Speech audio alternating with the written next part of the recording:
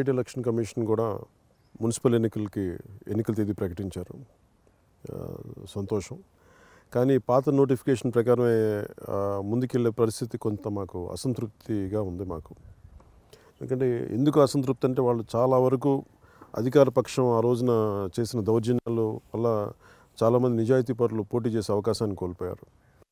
ఈ విషయం ఒకసారి రమేష్ కుమార్ గారిని పునరాలోచించుకోమని మేము విజ్ఞప్తి చేస్తున్నాం. జన సైనికులకి, ఆడపడుచులకి, నాయకులందరికీ కూడా నా విజ్ఞాపన, ఎలక్షన్ కమిషన్ ఏ నిర్ణయం తీసుకున్నప్పటికీ ఈ పంచాయతీ ఎన్నికలు ఏ స్ఫూర్తిని అయితే చూపించామో ఈ మున్సిపల్ ఎన్నికల్లో కూడా అదే స్ఫూర్తిని కొనసాగిద్దాం, విజయం సాధిద్దాం.